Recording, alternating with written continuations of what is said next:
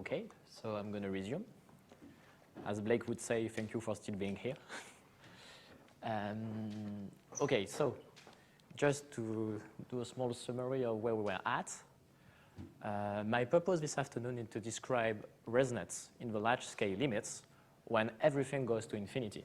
So everything means the embedding dimension here, the width dimension, and the depth dimension.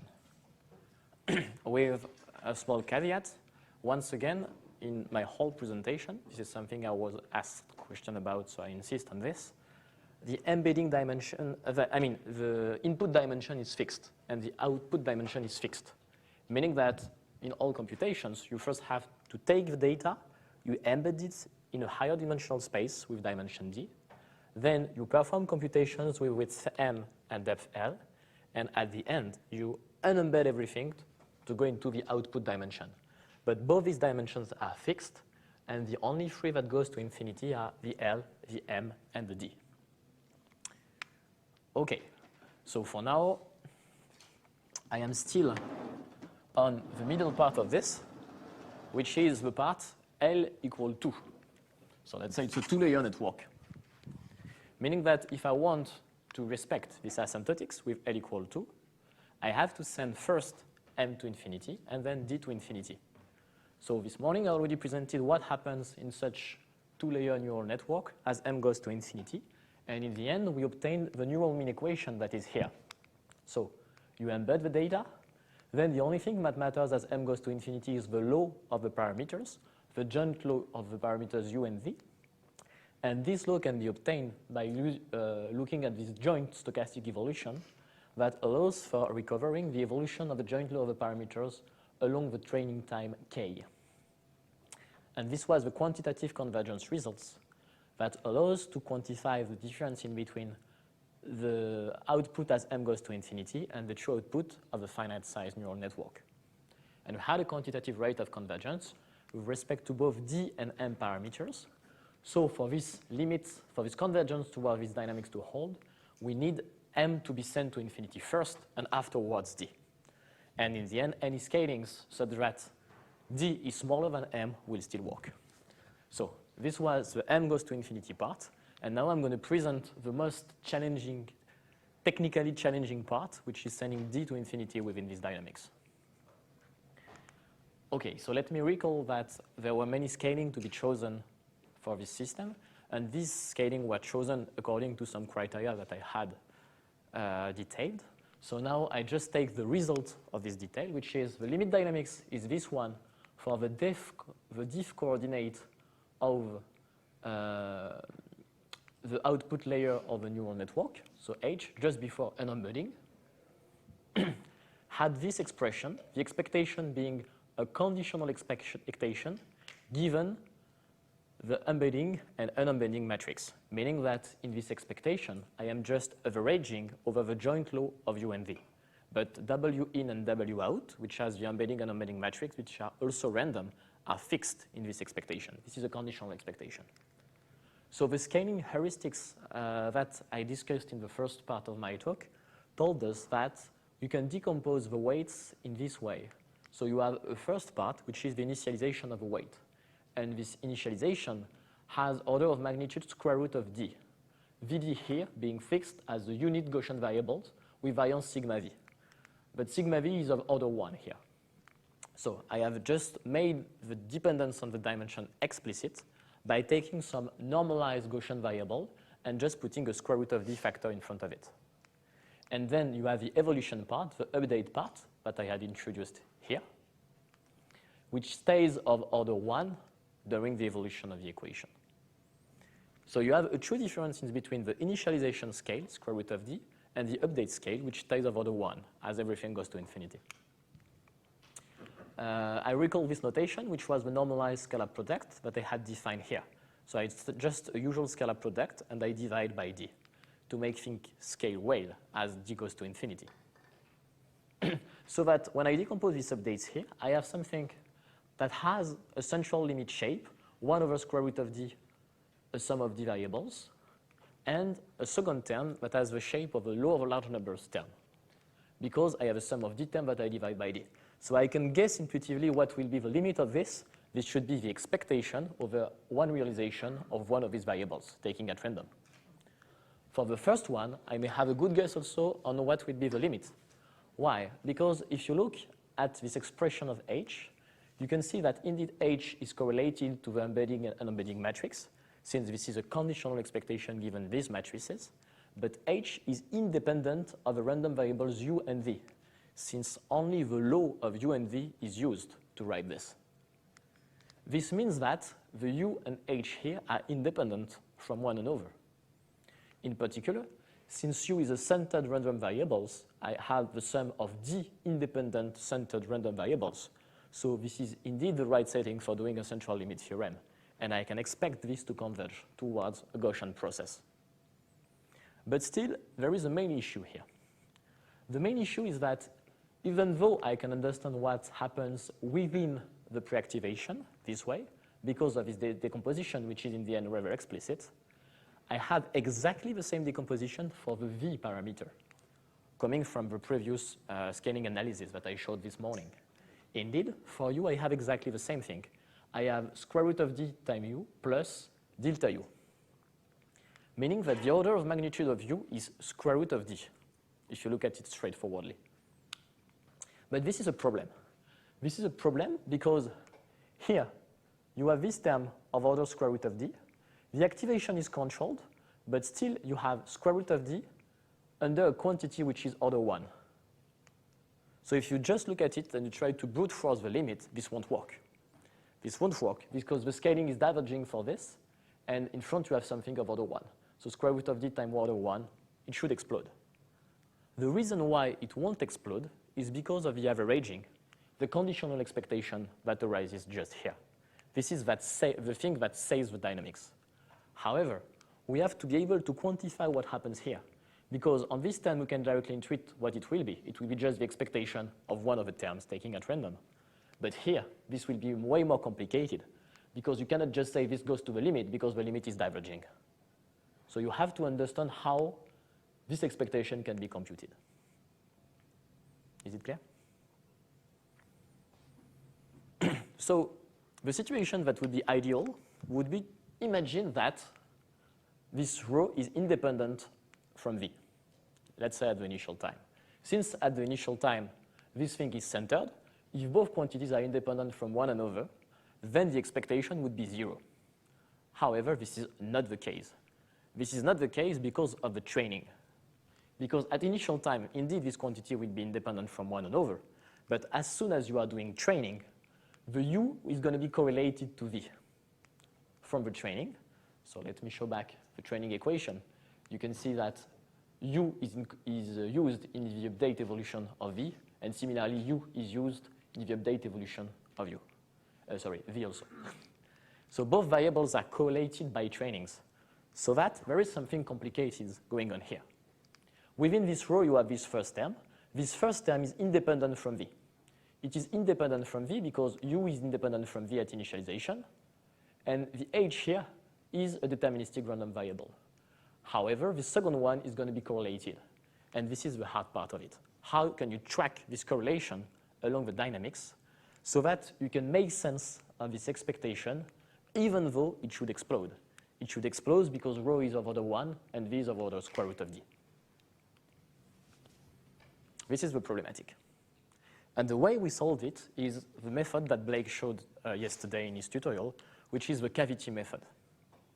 The idea of the cavity method is that actually here we are only looking at what happens for one single coordinate, the coordinate D, and the only thing we need to track is how correlated is these variables with a small d with all this. And the single variable d, when the capital D goes to infinity, the small d won't be that important for this sum because this sum is averaging over the dimension. So the influence of a single diff coordinate shouldn't be that important when you send d to infinity. This is the main idea that makes rigorous, that we are going to make rigorous, which tells you that even though this is not independent, so this quantity is not 0, the correlation shouldn't be so bad, this shouldn't explode, provided we can make this quantitative, and we should be able to extract a term that will help us understand what happens. So we have to expand this quantity with respect to this small d variable. And this is exactly what the cavity method does. The idea is to see this small d variable as a perturbation of the whole system, a perturbation that is going to be negligible as the dimension goes to infinity. So this is what we are going to do now on this specific case, and it's a specific mathematical instance of a general cavity method that Blake explained yesterday. Okay, so the idea to better understand how U and V get correlated along the training is to look, of course, at the training equations. So if I just move back, I can look at this equation, and I can see that because of a particular structure that we have here, I don't need to keep track of the whole information of it. At every stage, you can see that the update of V, so this delta V that is defined here, is given by a coefficient time a quantity here, which is always the same. It's the n-nominating matrix times the gradient of the loss with respect to its second variable. Similarly, if you look at the delta U, it's always a scalar quantity times, a big scalar quantity here because it's slightly more complicated, times h0 of x. So all along the training, everything stays in the same span, meaning that the only information we have to keep track of are the coefficients when you decompose the updates in this basis. And this motivates my next definition, which is just writing this, saying actually that delta U here is, as we could see, a scalar function times h0 of x, the h0 of x being just the embedding of the initial data. And delta V is just, as I said, the embedding matrix times the gradient of the loss times the coefficient g. This is just the idea. I see that the structure of the updates is always the same up to some scalar coefficients. So first, I just try to keep track of these scalar coefficients and to reduce the problem to understanding what happens to these scalar coefficients. First step. Second step, I must write an evolution equation for these scalar coefficients. Okay, so I can write from the equations that I had on the update delta U and delta V. So these equations. I can write what should be the evolution equation for the scalar coefficients that I put in front of the W out gradient and the H0. And these equations are written just here. The F is evolving according to this equation. The G is evolving according to this equation.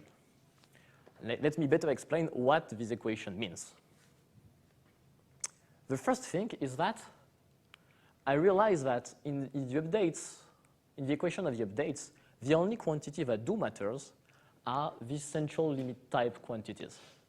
These central limit type quantities being the one which were here. These two quantities are the only quantities I need to keep track of in order to be able to write the evolution equation. So in the following of a presentation, I just call this quantity SH and SB.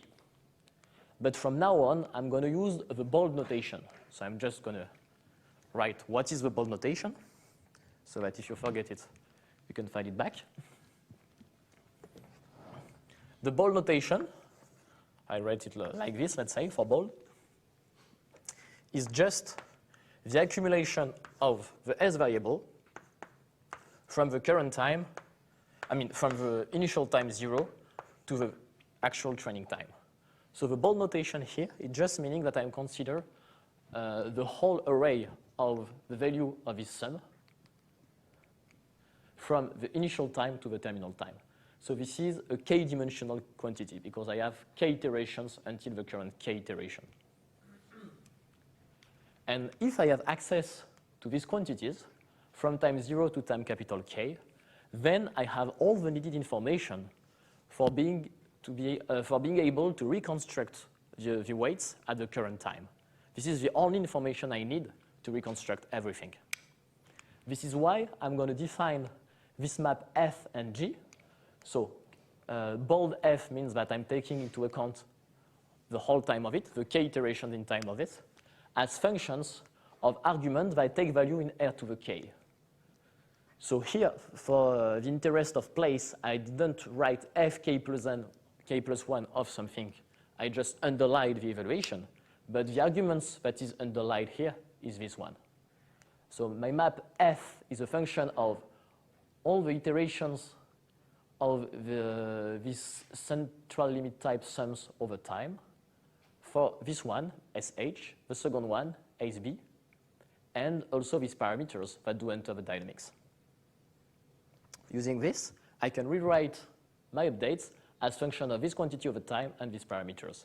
And just by looking at the update equations, the gradient flow equations, I deduce that indeed these maps f and g are well defined and do satisfy this equation. Just now I see this map f and g as functions of these quantities only. If I specify only all this quantity, I can reconstruct my update at the current time. This is the idea. For you to follow a bit more of these equations, previously I had a scalar product here. So this is the pre-activation within the activation. So previously the equation looked like this. I had the scalar product of u h0. The second step was to decompose the scalar product this way with a delta u. And because delta u is now, because of a previous equation, delta u, you know that it's proportional to h0. When you have the scalar product h0 times u, you will have h0 square, because you know that delta u is proportional to h0. So this is how you get these equations. And the interesting part, once you have written this, is that these equations only depend on k finite sums. K being, capital K being the current training time. So I don't have to keep track of an infinite number of quantities to be able to write my evolution equations. I just need to access these capital K sums, and with this finite quantity, I mean this finite number of quantities, I only have capital K sums, I have all the informations needed to perform the high dimensional limit. And this is the key trick to take the d goes to infinity limit. You rewrite the problem using some quantities, these ones, that live in a finite dimensional space. It's r to the k. And because it's finite dimensional, you can send d to infinity without much suffering. I mean, a bit, but not much. Second thing important to be said on this equation, so this quantity h0 square, so h0, let me recall what is just the embedding matrix times the input data x. So this is something that doesn't depend on anything except the dimension. But this is a normalized quantity. It's 1 over d, a sum of d terms. So as d goes to infinity, I expect this quantity to converge towards a deterministic limit that I can write, which will be the expectation of 1 of coordinate to the square. This is a usual mean field type phenomenon. Similarly, this quantity, fk, I expect it to converge towards its limit, and then I multiply by the W out matrix. I have d coordinates, but it's a 2-bar norm. It's normalized by d, so that this is once again a quantity of mean field type that should converge by the law of large numbers. So the only dependence that is non-trivial in the dependence of delta u and delta v with respect to the central limit type sums. And since I have to track correlations this way, I must know how v is correlated to u to be able to expand this expectation. The only thing that will create these correlations are these sums. So I have reduced the analysis of correlations to understanding how these two sums work. This is the point.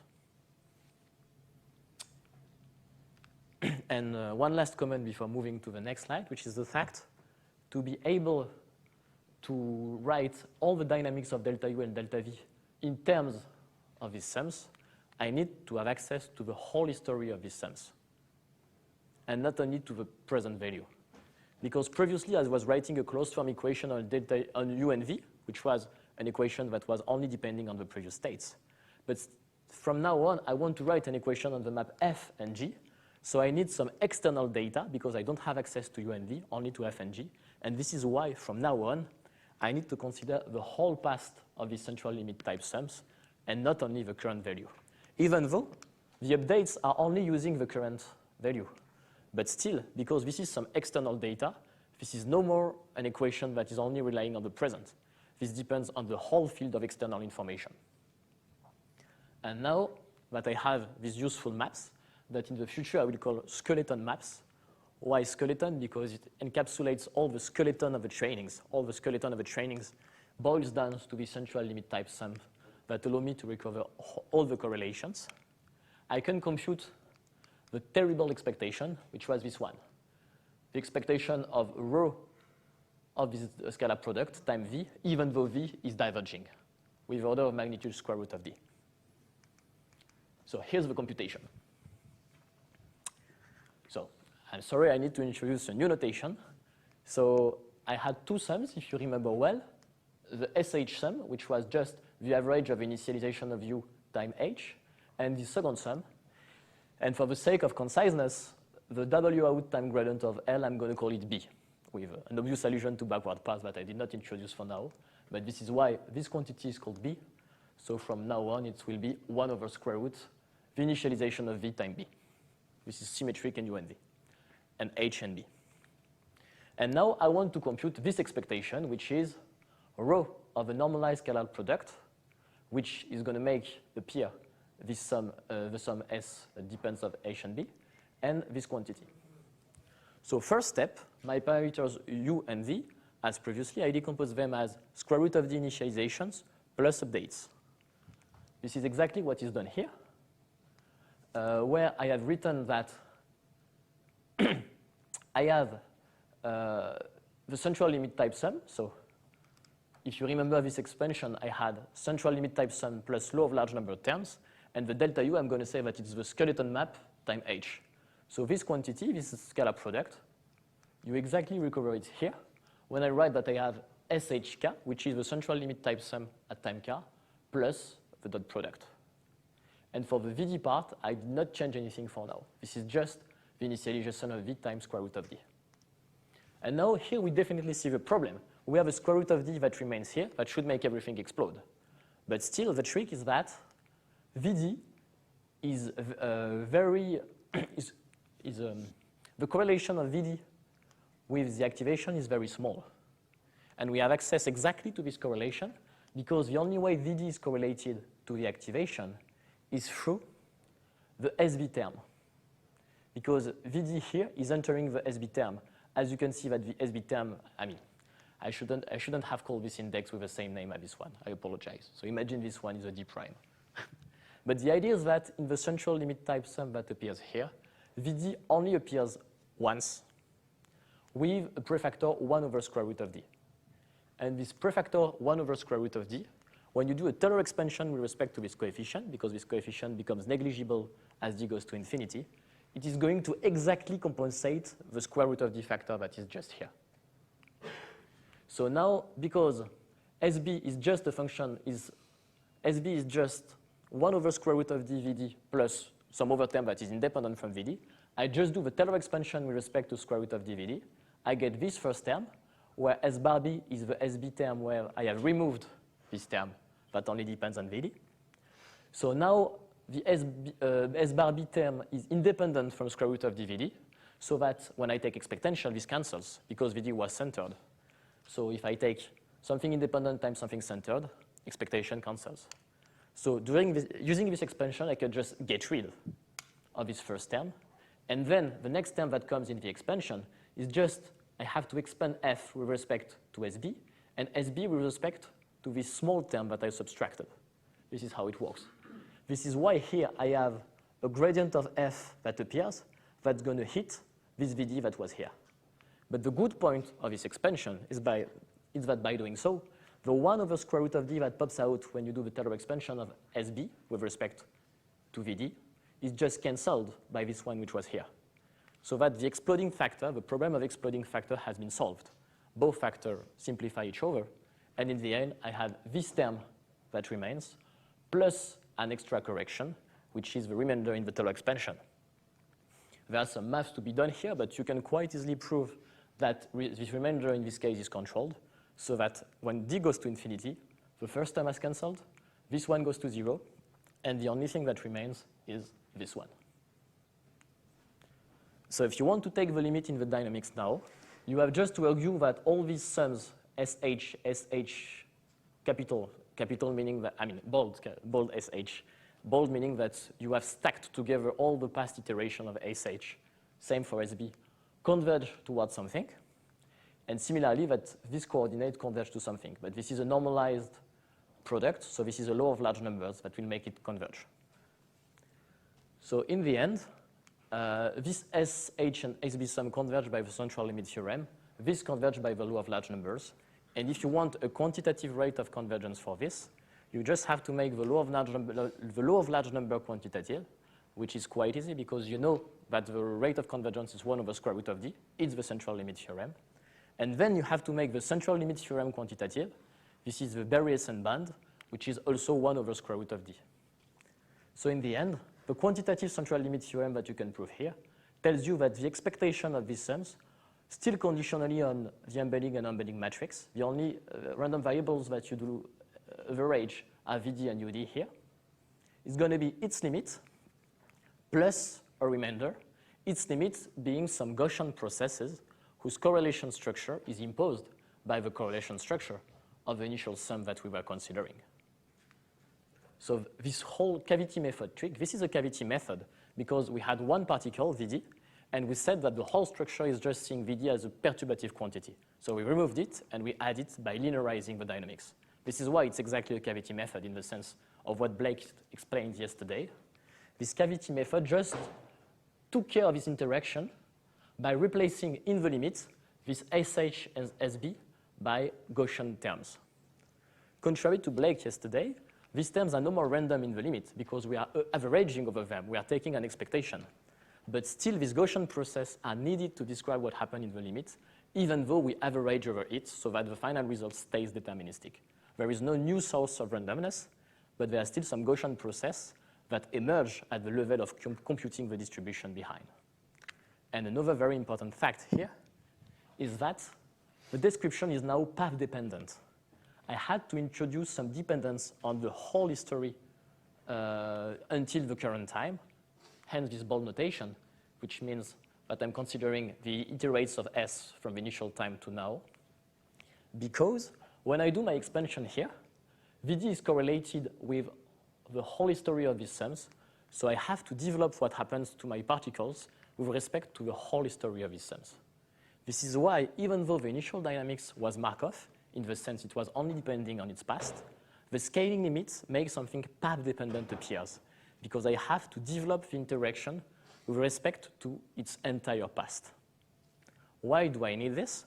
Because I did something which is quite convenient.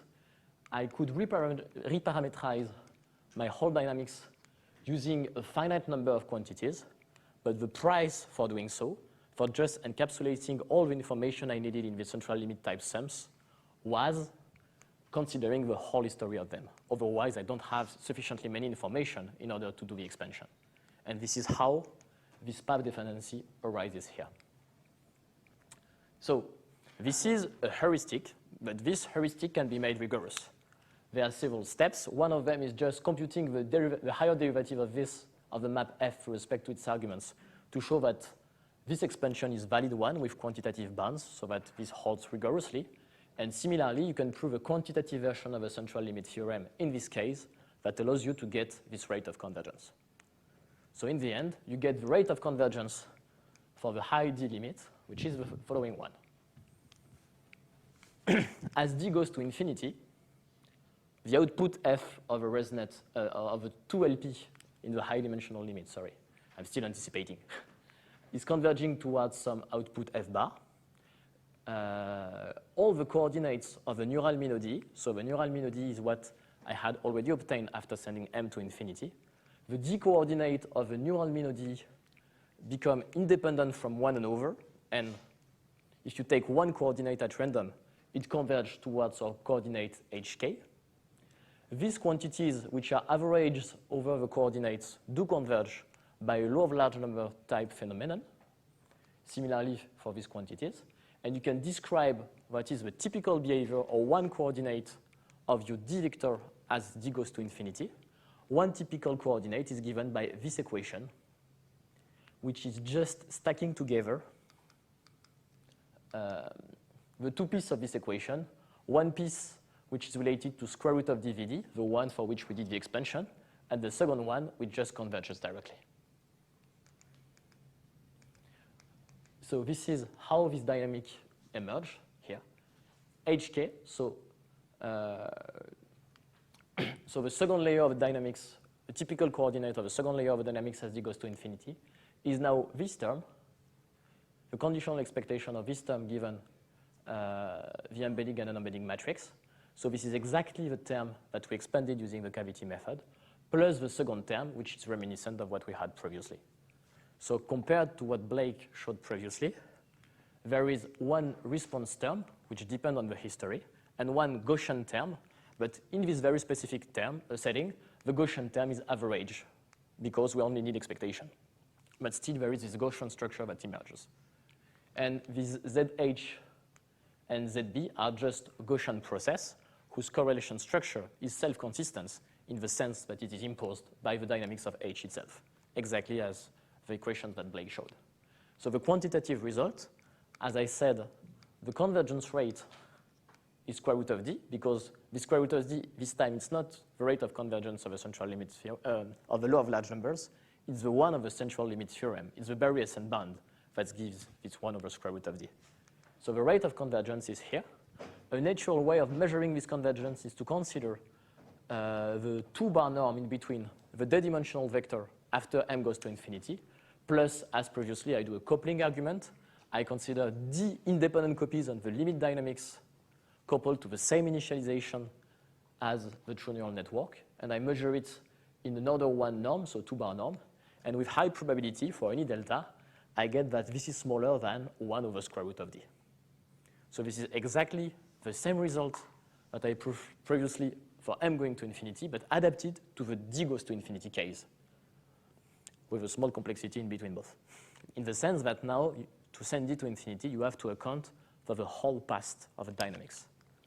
What's written here means that at time k, this interaction term through the Gaussian process, the correlation structures of this Gaussian process depends on the whole history of the correlation structures throughout the training. So this is a path-dependent dynamics. So at this stage, if I do a big summary of the first 2 parts of my presentation, we started with the criteria that were needed for scaling the neural networks, especially to be able to take limit in the complete feature learning setting. For 2-layer perceptrons, I showed this morning the infinite width limit, and now we just show the high dimensional limit. And for both these limits, we have a quantitative rate of convergence. For the first one, it was capital O of square root of d over m, always relevant in the limit where d is smaller than m. And the second one, it was 1 over square root of d, coming from the rate of convergence of a central limit theorem, aka the Berry-Essen theorem. But this is slightly more involved in the sense that now you need a cavity method to handle correlations. And once again, this is history dependent. The story is path dependent. And now you understand why I spent so much time playing with the criteria at the beginning. Because if I hadn't done this, maybe it would be a lot of overkill just trying to do such complicated method for solving the dynamics if the scaling are not the right ones. So the a priori analysis justifies the scaling, and this scaling forces us to use more involved tools in order to compute the high dimensional limit.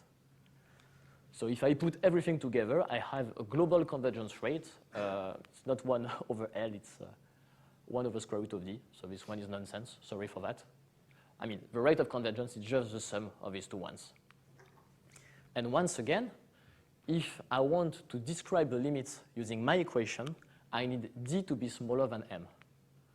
Otherwise, I do not say that the dynamics do not converge. It may converge, but towards something else. My bond is only relevant in this scaling. And once again, in practical ResNets, what is used, at least on the one I showed, is some proportional scaling d proportional to m, and on the top of it, you have large depth. So for the 2 LP models, you cannot allow for d proportional to m, but now I'm going to move to the deep framework, where we'll be able to handle this scaling. Is there any question so far before I move to the deep part? The deep network part. No. Okay, yes? In the first example, there was a Grunwald kind of inequality. you have something like that across the CRiSM map of updates? For the deep? For the quantitative CLT, like is the error kind of growing with steps? Or with K, the number of iterations? Yes. So you want to rate with respect to K? Yeah, sort of like, so the error rate is 1 over the square root of D. Yes. Like it probably grows and compounds with iterations. I don't have exactly the dependence with respect to K. Okay. And to be honest,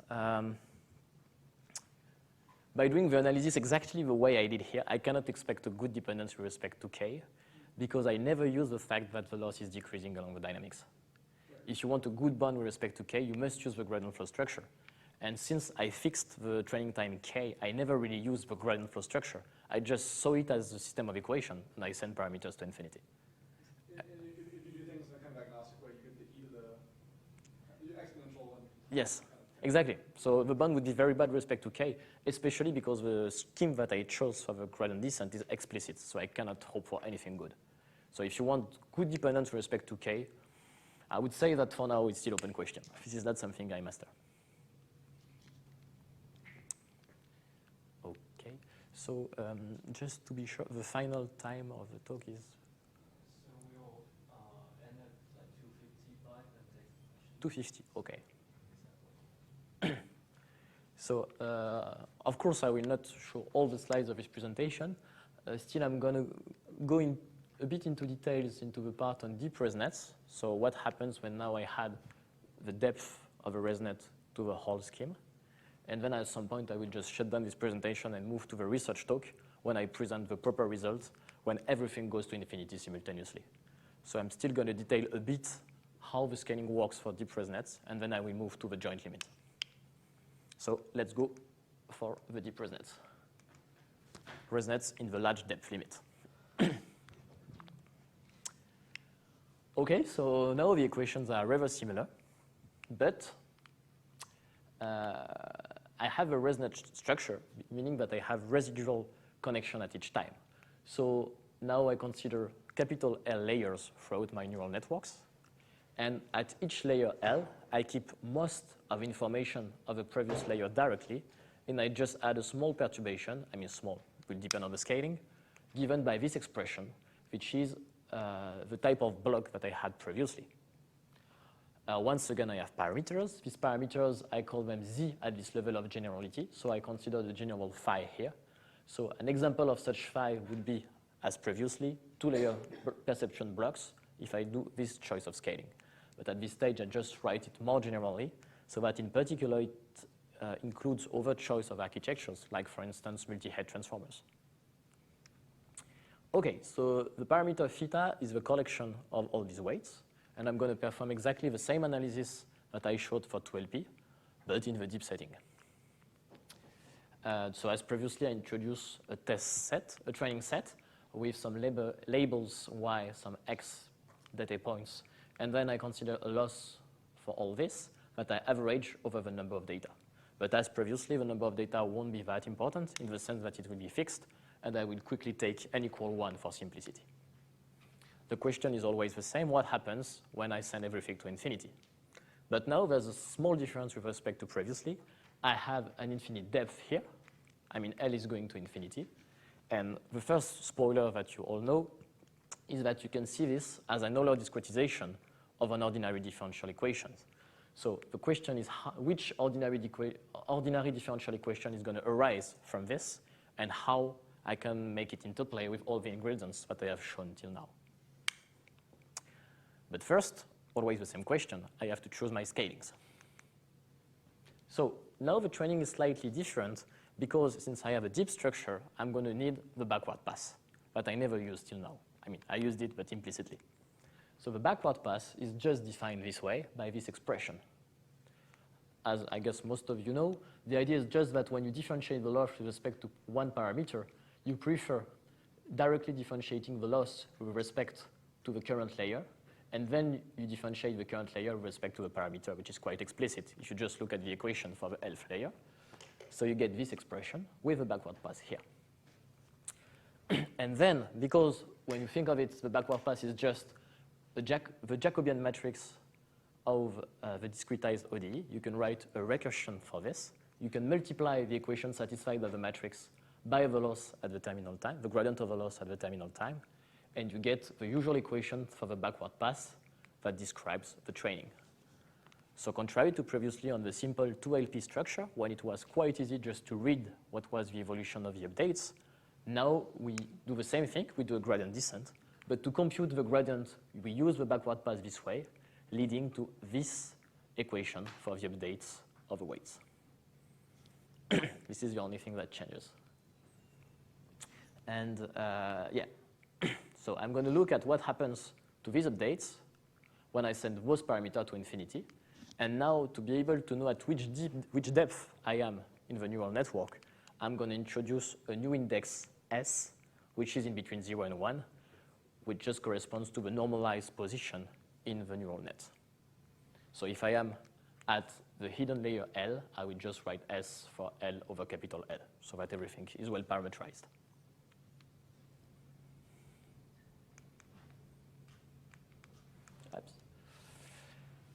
So first, I show what the equation gets. So previously, I said that when I send L to infinity, I expect to have a structure of an equation that arises because I had this Euler discretization structure. I keep most of the past plus a small perturbation of the new quantity. So the way it translates in this setting is exactly this way. When you send L to infinity, the limit dynamics is this one. There may be a small typo here. I mean, this Z shouldn't be a Z. It should be a K. And this one is H at initialization. I mean, it's HAK of 0. So this Z is a K. Sorry for that. OK. So what I claim is that if you take this dynamics for the ELF hidden layer, when you send L and M to infinity, you're going to get the following one, which is just a neural minody as previously. A neural minody in the sense that, as previously, we had an average sum of M terms, which now gives an expectation term here. And on the top of this, because we had the 1 over L factor that was corresponding to discretizing an ODE, we get a true ODE. So H is now parameterized by the rescale depth here. And I have this evolution equation. The derivative with respect to S is the expectation of all this. And similarly, I have this equation for the backward pass that has the same structure. I average over M terms, so it's an expectation, and this is the discretization, which yields this continuous equation, which is now backward in time. So I have one forward equation in time, giving the evolution of H, and one backward equation in time, giving the evolution of the backward pass. Putting them together, I can compute the update of weights this way, and this is the high depth and width limit of my neural net, my ResNet. So this theorem is due to Linnaeus-Shisa. Once again, if you assume that the update map is bounded Lipschitz, so it's exactly as previously, this update map, you can really see it here. It depends on H, it depends on Z. Then you have a quantitative convergence rate. And once again, I mean, the fact that it's bounded Lipschitz, it's for simplifying my presentation. It's not really needed by the result. There is a small correction of a proof that allows to account for non-Lipschitz setting. So the result is the following one. Delta Z is the error on the Z parameter, delta H the error on the H parameter, and delta B on the backward pass. And you have a quantitative rate of convergence, which is this one, with two terms, this 1 over L, and this square root of 1 plus log 1 over delta over Lm. So once again, this is a result of convergence with high probability. For every delta, if L and M are big enough, then this holds with probability bigger than 1 minus delta. And that's bound, we can check that it's empirically tight for big K. So this result is quite interesting because it merges two contributions. The first one is the 1 over L here.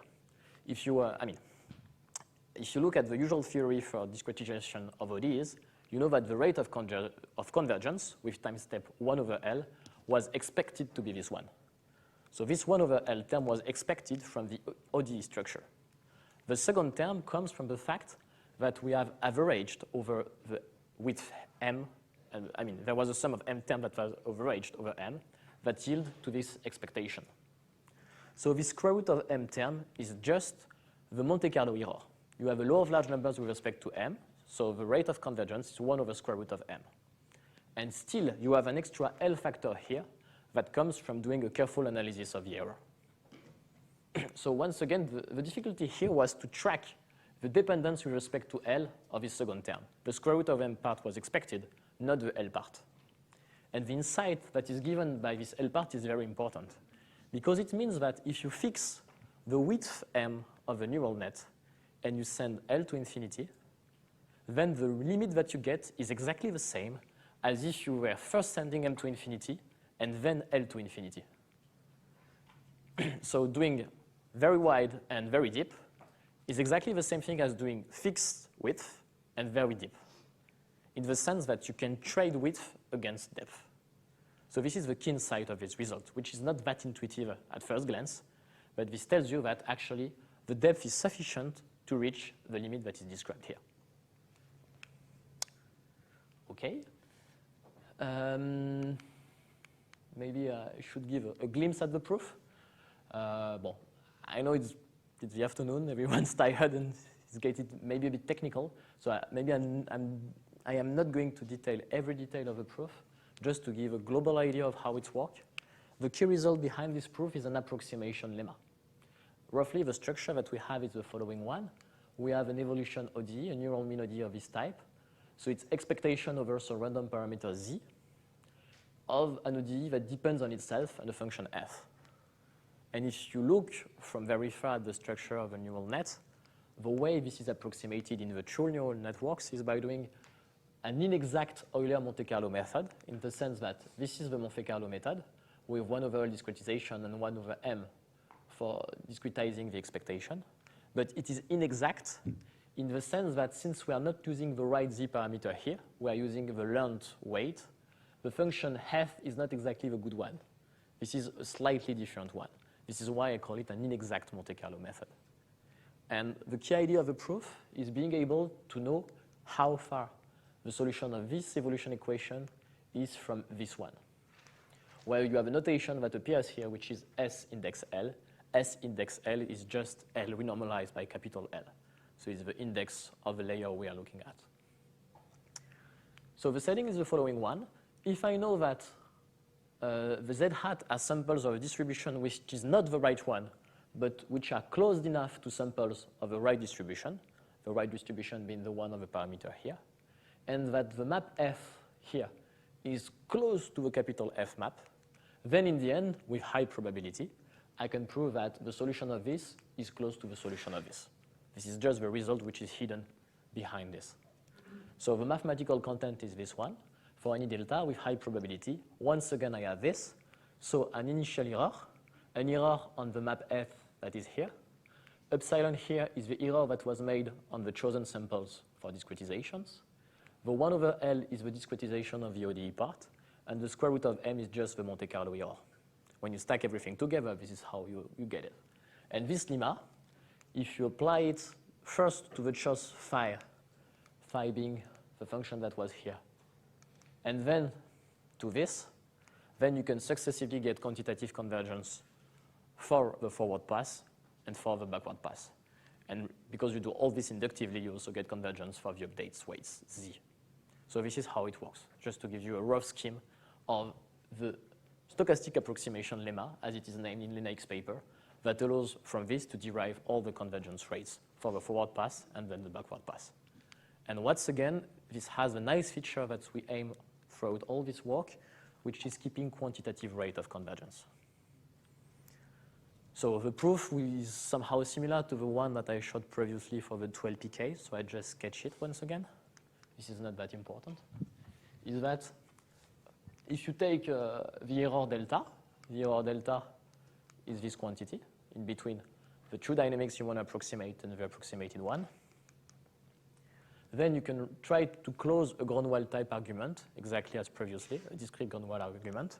One update reads this way, and the idea is to decompose it into 3 parts, as you can imagine. The first part is the discretization part from the fact you are using the Euler discretization of an ordinary differential equation. The second part is just the Monte Carlo part. We are using IID samples in order to approximate the mean, so exactly as previously. And the last part is the inexact part, the fact that we were using f hat instead of f, and samples that are not exactly the right ones. So very naturally, you can bound this quantity by these three error terms. Then you sum them along all the dynamics over the L layers, and you get this quantity to control. So the first one is rather easy. It's the usual argument for ODE when you discretize them in the other way. You know that S is close to SL with, so it's order of magnitude 1 over L, because it's the right discretization step. You have an integral here which is of size 1 over L, so you have 1 over L squared. You multiply by the sum of L terms, in the end you get 1 over L. So this is the usual discretization ODE analysis. For this last one, you are just saying that you knew how to control the difference in between half and hat half, so you put it here. You knew how far the samples were from each other, so you just have a Lipschitz regularity for these maps. So the epsilon is the error in between these samples and these samples. And the last part is the error in between A and the approximated L. It's a delta L that enters the ground one argument in the proof. So this structure is exactly the one that we had previously for the 2LP. We had a part that just went into the ground one part, plus a Monte Carlo part. And here the Monte Carlo part is slightly more complicated, because what we have here is a sum not only over the width, but also over the depth, over J and over L. So if we just fix, we could just try to analyze this exactly as we did previously for the 2LP structure. We could say for each small L here, I just do the same bond that I did previously for the 2LP, and then I do a union bond in order to gather all these bonds together. Actually, if you do so, you will have the 1 over square root of m factor that is here, but you will lose something. You won't have this sharp dependence on L, because using a union bond will give you an extra L at the denominator instead of having these sharp bonds. So the only reason for which we have this sharp L is because there is an additional structure in this neural net, which is the fact that at a given time L in depth, so not at a given time, at a given depth, the weights, the random weights Z that you see here are only random weights that do come from the past. To compute what happens at a given depth, you only need to the randomness from the depth before. You do not anticipate on future depth. So in terms of stochastic processes, this property is called adaptiveness.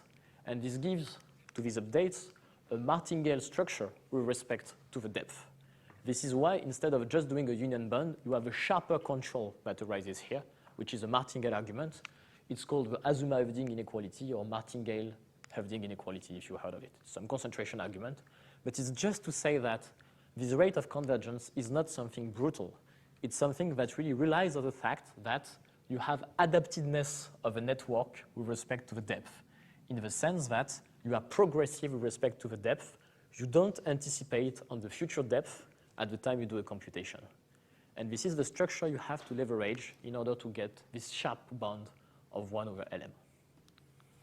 So maybe you did not follow all the technical steps, but this is just the main message. You need to use the structure in order to have this bond.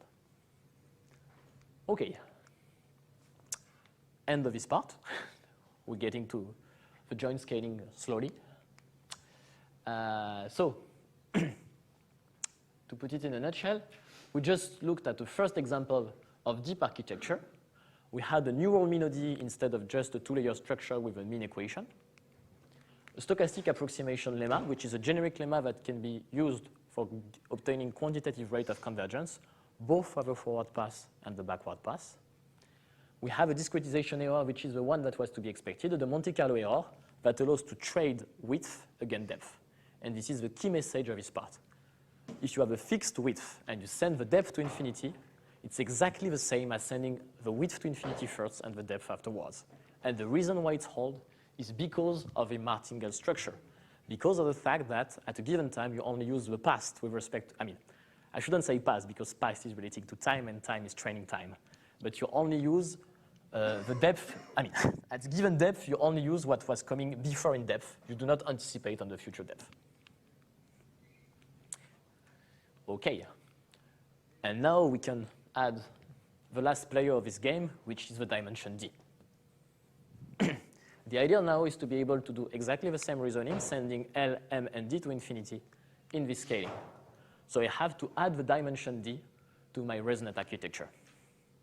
And you know exactly the path I'm going to follow. It's the same from the very beginning, but with one more parameter, again and again. OK, so this is the same picture, but maybe in a more beautiful way. Now we have a fixed input dimension, embedding dimension D, width M, depth L, and output dimension. Input and output are fixed, and I'm going to send everything to infinity together in this scaling. So equation. I start, so the hard part will be the whole network. So embedding time x. So I have a ResNet structure. I keep a bit of the previous layer, and I add the perturbation. As previously, since I'm going to send dimension to infinity, I use the normalized scalar products here that were defined just there. So I just normalize by the dimension D. And I have the unembedding at the end with this 1 over D. The parameters, the embedding matrix, the unembedding matrix, and the weights. The weights, I'm going to learn them. As previously, I fix embedding and unembedding for the sake of simplicity, even though I could consider them in the problem. So I just assume that this embedding and embedding matrix has Gaussian weights. This is something I could relax. I have some scaling for sigma in, sigma out, initial scaling for the weights, and the updates equation on the weights. As previously, I made a choice for scaling the learning rates, which is that I added LMD directly into the update equations. This is not that important because once again at this stage, I haven't made precise how eta u and eta v are chosen. So up to changing eta u and eta v, I can change everything. So at this stage, this 1 over ml, this 1 over d, and this LMD are pure conventions. And now that I have fixed these conventions, the first thing I have to do once again is choose my scaling and then sending parameters to infinity. So the scaling. First criterion, non-explosion. I hadn't talked about the criteria for a while. It's time to go back to them. I want non-explosion. So if I look at the order of magnitude, this says me how my input should scale. So it's 1 over the norm of the data, the normalized norm, and I take it over the 1 by convention. Because once again, this is my choice to decide that within in the parameter space, the D space, I want the H vector to stay normalized. This is a choice, a convention that I choose, because I could change it up to changing the unembedding matrices, because the only thing that matters is the output in the end. The parameter that I use in the middle is not that important. So I take the convention of H over the 1, so that sigma n has to be chosen over the 1, and now I have to scale all the other parameters for everything to match the setting I want, which is the complete feature learning setting. So first thing, sigma out has to be big O of square root of D because of this normalization, because otherwise the output would explode. Then I want feature diversity at the initializations, so I want the preactivation to stay over the 1. This is why sigma u has to be theta of square root of D. And I want this to be over the 1, so it's a true theta.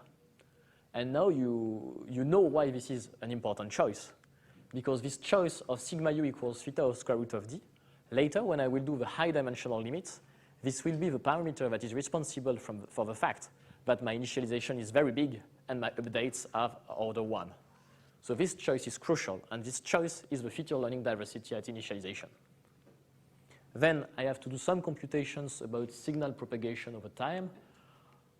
It's a bit technical. You just take the equation of a ResNet, you try to measure the norm of a quantity, the normalized norm, and you just propagate it throughout the network by a discrete Grunwald-Lemma argument. At this stage, it's just a more refined version of what I previously showed, and I will give a slide anyway, so maybe it's not that important that I detail this point right now. The idea is just you track the amplitude of a norm conditionally on the past. You have a martingale structure, you introduce the related filtration, and using this, I skip the details, you get directly to this. So the beta here is a quantity that you can read here. This quantity, including the square root of d, has been renamed into beta over L. And in the end, you can see that when you look at the increments over depth of your neural network, then you have a discrete Grunwald lemma structure, depending on this beta parameter. You can solve explicitly the discrete Grunwald lemma structure, and in the end, you get that delta square L is dominated by a quantity that depends on beta. And this beta, as I was saying, is exactly given by the parameters that are here. So this allows you, if you want delta L to stay bounded, if you want the increments over the network not to explode, this gives you a practical criterion on the parameters so that everything does not explode. Beta, yeah, I should have written it on the slides. So it appears here.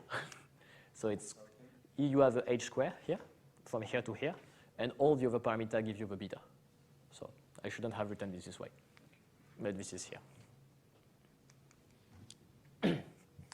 So by stacking all this information, you have that delta L as this order of magnitude.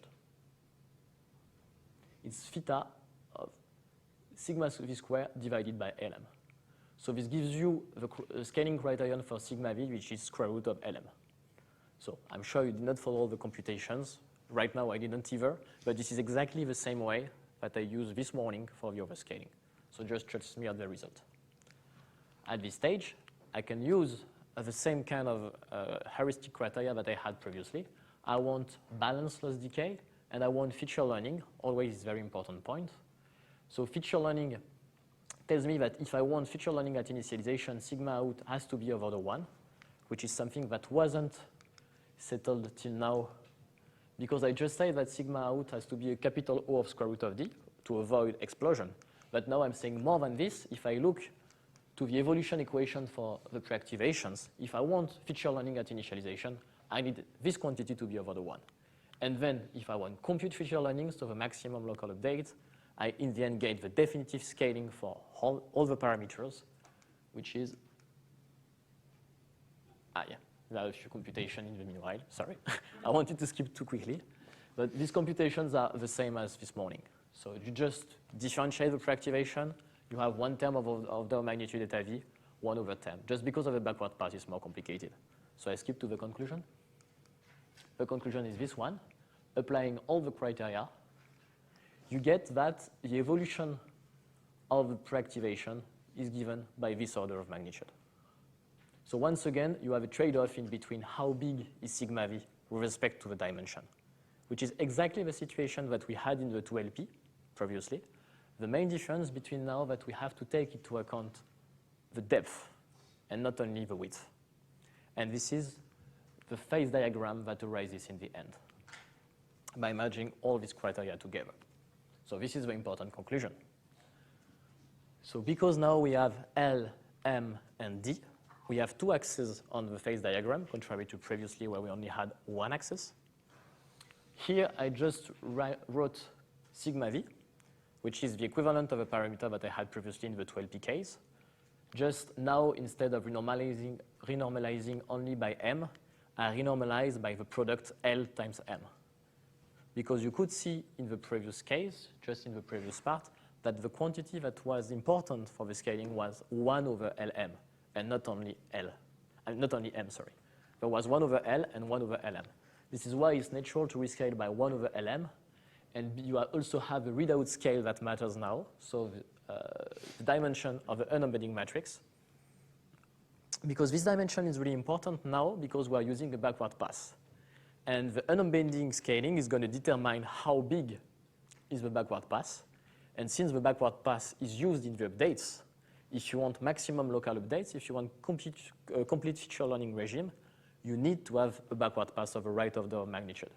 This is the reason why on this axis you have a second parameters, which is the readout scale, that is very important for determining the order of magnitude of a backward pass. So in the end, we have a situation which is comparable to previously in the sense that here we have a complete feature learning regime or maximum local update. Here we have a lazy ODE regime when we linearize. And on the limit, we have the NTK scaling and the SDA scaling, which are 2-over scaling. This one wasn't present previously because we hadn't the deep component. Now there is an overscaling that arises, which is the SDA scaling. Blake already told some stuff about it this morning. I won't detail it at all today, but just this is another relevant scaling that arises here. And outside of it, we have explosion. In the meanwhile, we have the lazy kernel regime with NTK scaling. It's just to say there is a complete phase diagram, and now we have a new axis because we have a new parameter. That's it. Okay. So, once again, I did a partial conclusion. The partial conclusion is the criteria. This one you already know. The two LPKs, I already did this conclusion many times, but just important stuff about the two LPKs. We needed the cavity method and the history-dependent dynamics to arise in the high-dimensional limit. So the same is going to arise for the deep setting. And this is the follow-up of this presentation. So I'm going to move to my other set of slides to explain what happens when now I send everything to infinity, including this D, and how you can write a cavity expansion, a path-dependent method, also in the deep setting, and not only in the 2LP setting that I showed. And as a spoiler, I directly give here the convergence rate. The final convergence rate, when you put everything together, like in this regime, will be this rate. So we have this 1/L that accounts for the OD discretization as previously. The square root of D/LM, so the 1/square root of LM is the usual Monte Carlo error, which is balanced by the depth, as I said previously. But now on the top of it, you must account for the dimension, exactly like for the 2LP case, when you had square root of D/M, you have an extra square root of D that pops here. And exactly like for the 2LP case, where when taking the high dimensional limit, you had the error term coming from a central limit theorem that was arising. Here you have an extra 1/square root of D that pops out. So all the ingredients here are the same as previously, just gathered together where you have all the parameters. And before moving to my next set of slides, which I will look at, I will go quickly on the second set of slides because all the elements are already here. I just would like to emphasize one practical conclusion of this type of rate of convergence. So the theorem that I'm going to present in more details in my next set of slides is this one, which is very informally written here. So this one is gathering all the information together.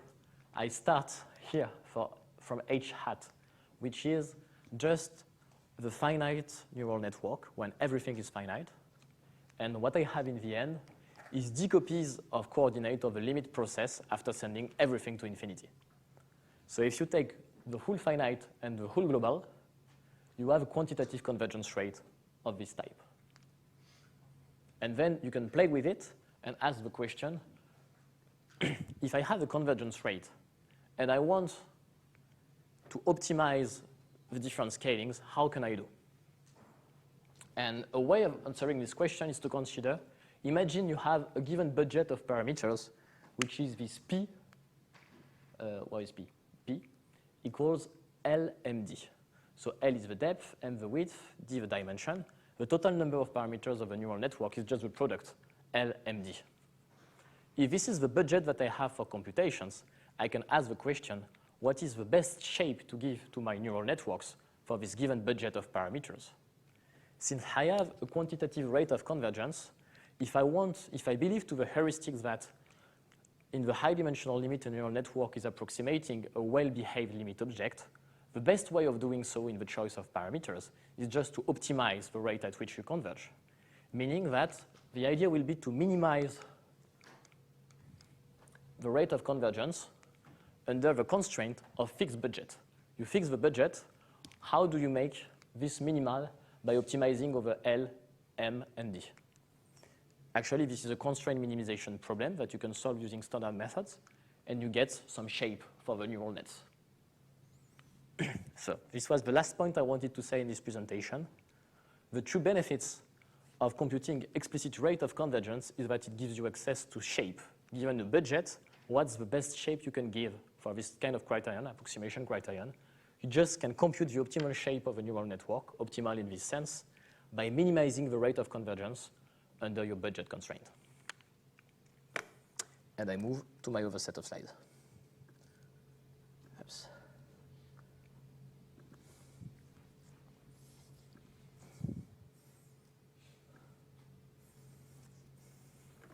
So I guess I should do the whole introduction over and over again. I think we're good with it, so I'm going to skip most of it. So this was the motivation part. This is the structure. I mean, this is exactly the same as the one I showed. This is the choice of scaling, but I think it's not important now to detail all the scalings. You have all the ideas in mind. This is the diagram that I just showed about the phase diagram. And this was another motivation. We had it. And I moved directly to the main theorem. So the purpose of this set of slides is exactly what I was saying. Totally informally, the result is the following one. You send LMD to infinity in this scaling regime. You have a limit dynamics, which is quite complicated to describe, and this is the reason why this time I give a theorem before describing the dynamics. You have an explicit rate of convergence, and the main consequence of this is the fact that for a given budget P equal LMD, by minimizing this rate under this constraint, you can get the optimal shape of a neural network with respect to this criterion. In particular, you can see that the error is scaling as the budget to the power -1/6 if you just replace and you do the optimization. And this is some things that you can check numerically. So we have done some numerical experiments of this, and you can see several things. First, this law in P to the power -1/6, you can check it here. You have the error on the left-hand side. So the error has been computed in the following way. We took just one instance of a neural net with huge values on L, M, and D, and then we considered smaller neural nets and seeing the approximation error in between both, because otherwise we don't have access to the true theoretical object. And by doing so, you can just try to compute this error as a function of the budget. So of course you have several points on the right-hand side, because you have several ways of realizing the same budget, LMD, by varying the parameters L, M, and D. And you can indeed recover this slope, the decrease in P to the power -1/6. Similarly, we have played with the rate of convergences. Here, we just fixed several values for the width, and we played on the depth. We played with the embedding dimension, the depth being fixed. If I remember well, it was fixed around 100. 100, and then we played with everything, and we could check that indeed this rate of convergence is sharp from numerical evidence. This is not a result that we proved mathematically, but at least we could check numerically that these rates of convergence are sharp. So this is not just a mathematical instance. Okay, so any question on the nature of the results and the scaling? Yes? On the left, what is L fixed? Sorry, L is fixed, yeah. on the left plot? On this plot? Yeah. Yeah, on this one, L is fixed. Here you have the error on the H as a function of a dimension for several values of a width. But L is fixed, yeah. The last layer, is that the H, capital L? Yeah, it's capital. Yeah, it's capital L here. And what's the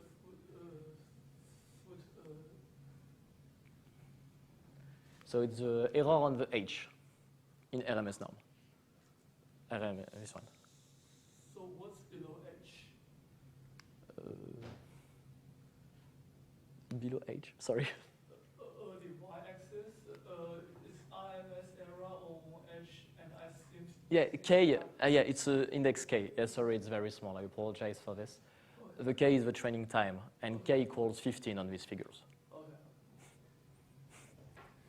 Yes. So the depth is fixed. It was 100, wasn't it? Yeah, 100. Thanks.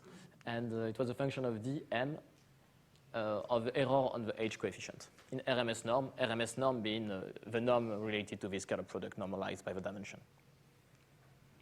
Okay. So I still have 10 minutes, roughly, a bit less. So this is the set of equations. So you can see that it's becoming awful. Maybe you were already thinking that it was awful, but it can be worse. This is a proof of it.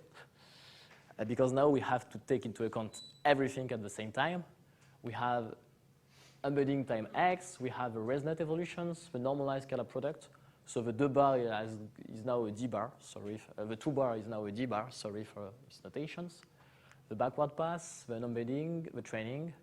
The backward pass has to be normalized by the dimension.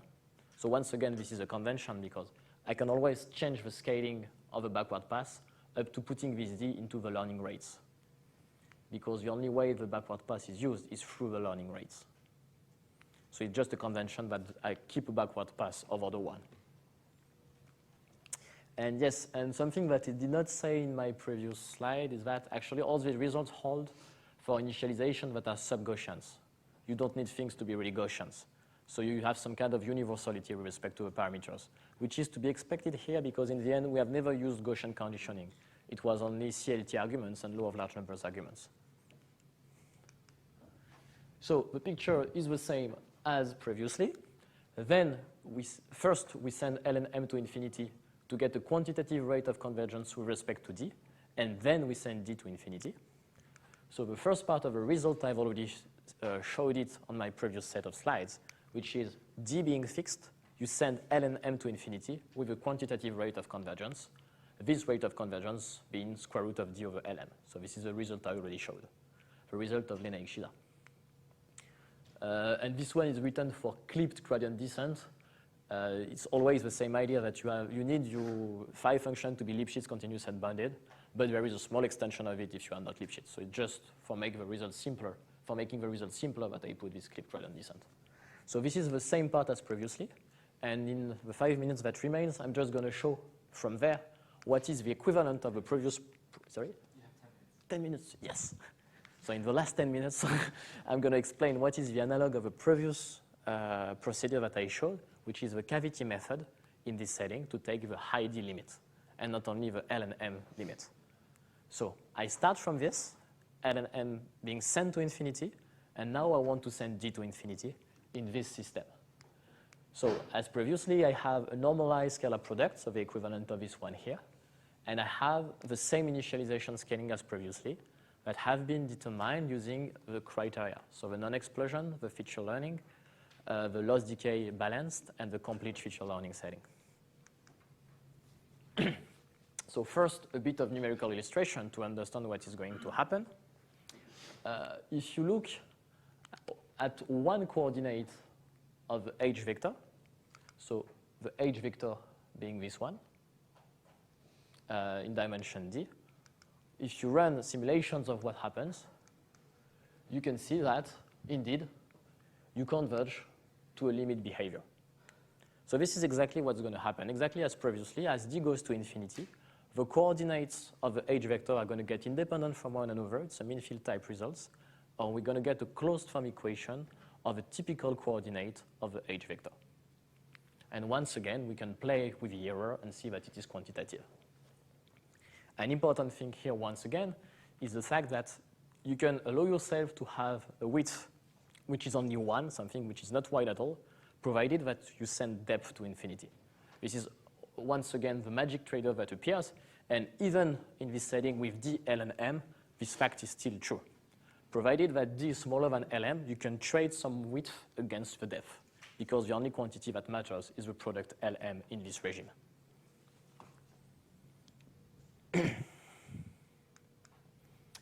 And now, here's the set of equations we have to play with. Exactly as previously, it is ugly. It is even uglier. But the problem is the same.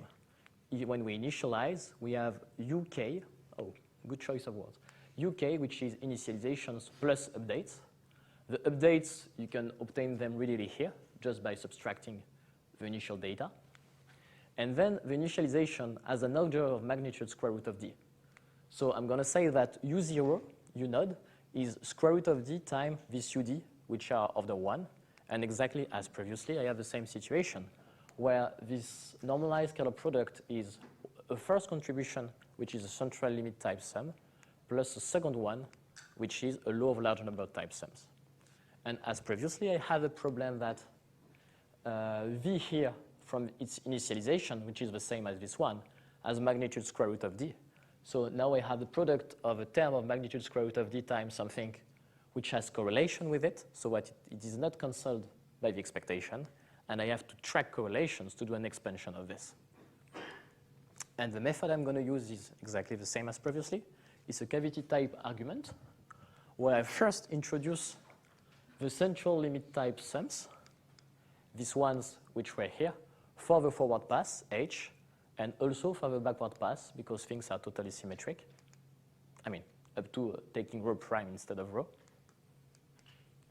I introduce my two central limit type sums, and I write the update of the weights as some function of the whole history of the central limit type sums. And these central limit type sums are a given vector of size capital K. This is finite dimensional. So this is why it's very convenient to take the limit as d goes to infinity. And they encapsulate all the dependencies. So I can play with these k variables in order to capture the limit. And once again, I can describe these maps, which depend on some vectors of size k, since they consider the whole sets of the k central limit type sums, and write closed form equations of them this way, which is just a rewriting of the update equations from these quantities. But it's just a simple way of convincing yourself that these updates only depend on the ZH and ZB, which stem from the SH and SB that are here. It's just a way of realizing that once you have all the history of the central limit type sums, you have all the information that is needed to reconstruct the updates. Okay, and now I can write the limit.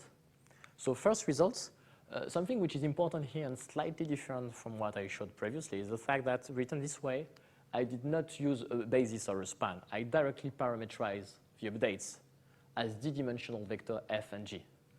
So I first have to take the limit as d goes to infinity within this equation for fixed values of the central limit type sums of the parameters, and then I will send parameters to infinity with these sums, meaning that somehow I have decorrelated the problems. I have on one side the randomness that comes from the fact that coordinates become independent from one another, and on another side, the randomness that comes from interaction of the central limit type sums. This is why the first part is taking the limit within this definition to say that as d goes to infinity, the coordinate of these skeleton maps, skeleton that encapsulates all the structure of the updates, become independent from one another, and one typical coordinate converges towards the limit object, which is this mean field skeleton map, which describes the typical behavior of one of the coordinates. But this is still a function of the S, ZH, and ZB, which will in turn be replaced by this quantity that are going to converge using central limit theorem. So I get this mean field skeleton maps, and then the question is how I can use this mean field skeleton map to take the limit in the forward pass equation. So in the forward pass equation, Vd, as previously, I just replace it by square root of d its initialization, because it's ordered square root of d, plus the skeleton map, which is a function of all the central limit type sums, and the activation that arises here. And the game now is to track the correlation in between this Vd. This Vd is independent of this, but it depends on f. So I have to track the correlation of V across this f in order to be able to design the limit. So as I showed in the two LPKs, I have two terms in the limit. The first one that involves differentiating the skeleton maps with respect to the whole past, and that make arise some Gaussian processes. This is the Gaussian terms from the DMFT heuristics. Just in my precise case, I just average over these Gaussian terms, but they are still here because they were produced by the cavity method. And I have the usual term that comes from the law of large numbers. So I have two terms, one that requires a cavity expansion, one which is just a usual law of large number type term. And I have a pre-activation defined this way. So, so this is the limit system, which is quite ugly, I agree, but it's exactly the same path. So maybe You understand seeing this why I wanted to do the 2LP case before going directly to the general setting. This is not that intelligible, but it's exactly the same structure by patiently stacking pieces together. And you have this ZH that are the Gaussian processes that are Gaussian process. These Gaussian processes are now random functions because they have to be chosen as function of the depth of the neural networks. Now that I have a deep network, I have to consider random functions over the whole network at the same time. It's not exactly like in the 2LP case. And the covariance structure of this Gaussian process is the covariance structure of the couple forward-backward at the history level, because I have to do the central limit theorem for the whole history all at once. U and V being random variables that are independent from H and B, which just corresponds to the initialization of the updates. So this is exactly the DMFT structure. Just the small difference is that I average over the Gaussian process instead of inserting them directly in the dynamics. And the reason why I have this simplification is a specific choice of scaling. An important remark here is that actually I have defined skeleton maps, so this F, that allowed me to rewrite the updates just as function of a central limit type sums. And then I differentiated these maps with respect to the whole history of a central limit type sums, because the dynamics is now getting path dependent. But there is a closure that is possible in this dynamics. Because in the end, if you look at what happens, if you only consider the skeleton maps evaluated at the very value of a Gaussian process and the gradient of the skeleton maps evaluated at the same Gaussian process, then you have the closed form dynamics on the forward pass, the backward pass, these F variables that are evaluated and the gradient. So you don't need the whole information of the skeleton maps. You can only use the value of the skeleton maps evaluated at some point and the gradient of the skeleton maps evaluated at some point, because this is sufficient to close the dynamics. And by comparison with the DMFT analysis by Blake, this was to be expected, because if you think of the skeleton maps, it is just saying how the updates are reacting if you just move something in their past. What is the correction that you have to the updates if you just move something at the initialization of the weights? And this is exactly what this says. The only thing you need to close your dynamics is evaluating the response function at the current dynamics. This is exactly what happens here. So this is a true analogy with the DMFT setting, with the only difference that we take expectation over variables instead just of having, instead of a more complicated setting when you insert an additional noise coming from this.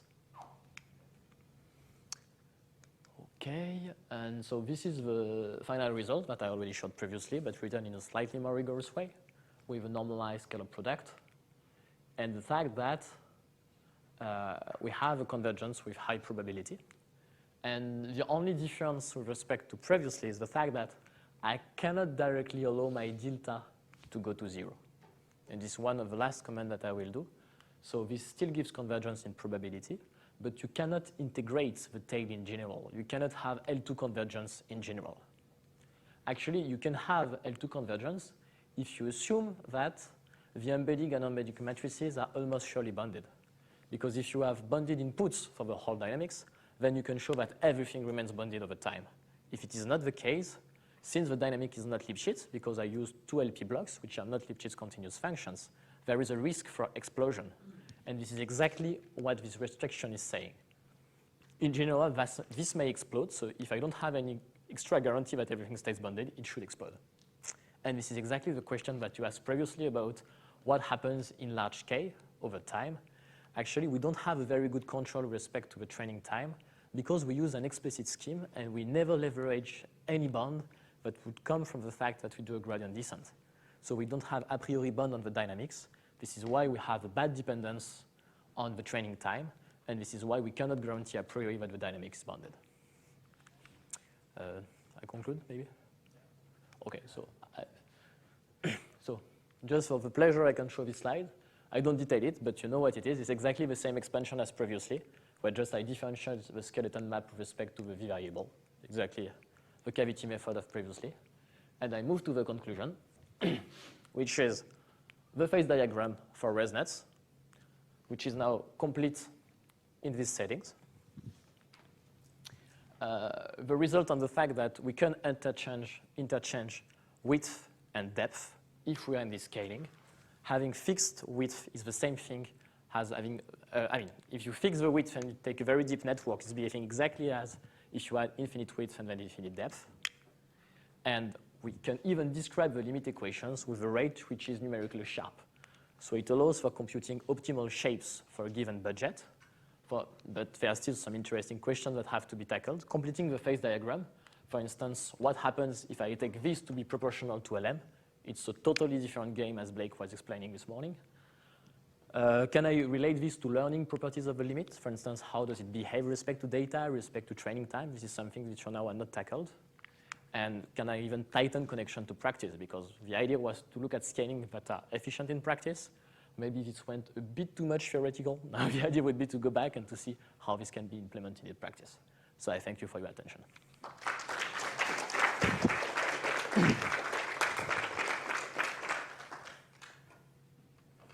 Yeah, so we have time for maybe one question.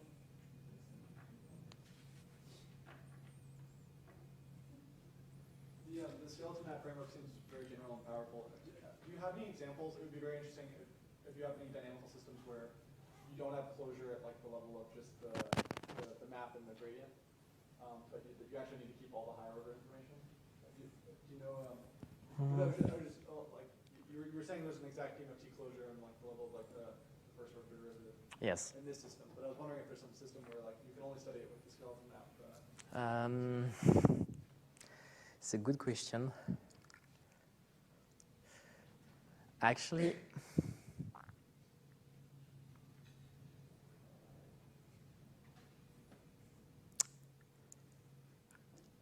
I don't expect this kind of phenomenon to happen for this type of systems, because the only reason why you have this kind of stuff is that you start from a gradient flow, and then you send the parameter to infinity, and you realize that in the end you need to differentiate your gradient flow with respect to its initial condition. This is exactly what happens.